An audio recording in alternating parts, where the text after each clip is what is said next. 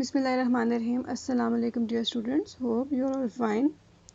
In the previous video we have learned about transportation of food of unit number 2 plants and their system. Today we will discuss about transpiration.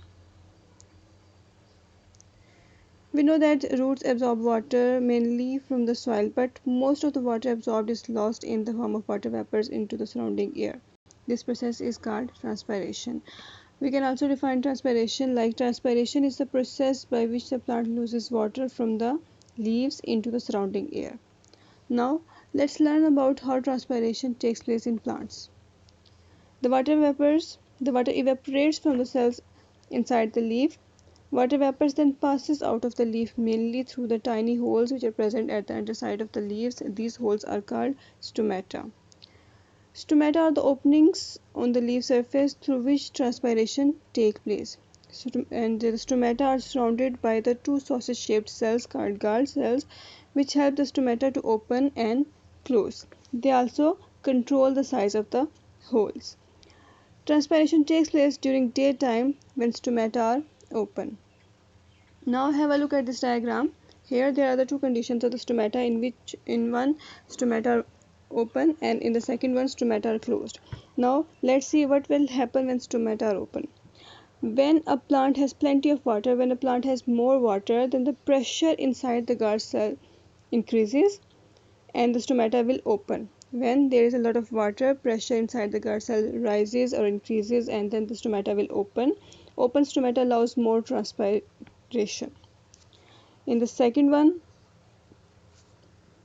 when guard cells loses water, when there is less water, the pressure inside the guard cells falls and stomata will close.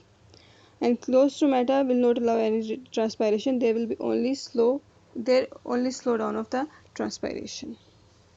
Now moving to the next one, that is the factors that can affect the rate of the transpiration. Here we have number of things or number of the factors that affect the rate or the speed of the transpiration, and these are temperature, wind, humidity, time of the day. First of all, number one is temperature.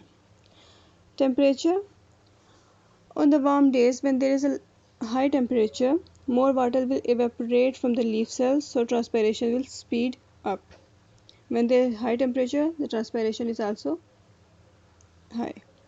Wind, or on the windy days when there is a moving air, water vapors will be blown away as it comes out through the stomata, so transpiration will speed up.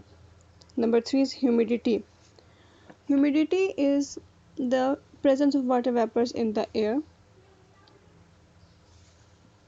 If air is humid, it is wet, then there will be low capacity in the air to hold water vapors, then the process of transpiration will slows down. But if there is a dry day, then the process of transpiration will speed up.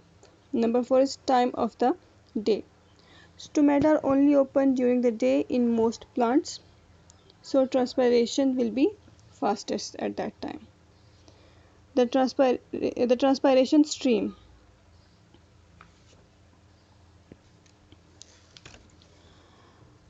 When plants loses water by the process of transpiration, more water is pulled up in the xylem tubes to replace it.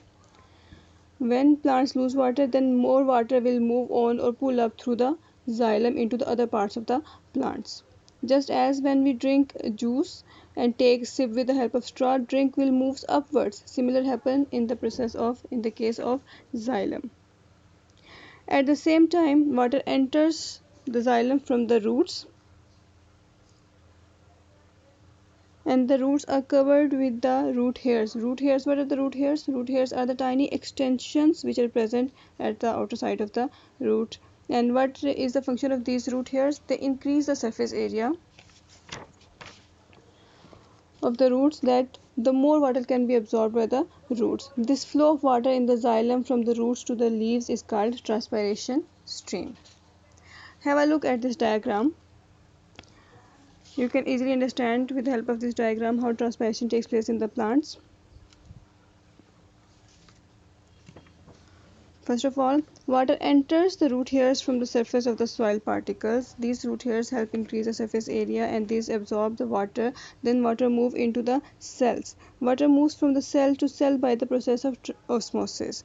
Water moves from one cell into the next, then from the second into the third one, and the process is continuous. Then water is pushed into and up by the xylem tubes by the pressure. When there is increase in the pressure, then the water is pushed upwards.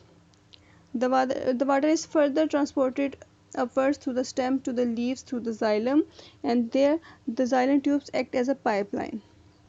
Here you can see water is pulled up the xylem tubes.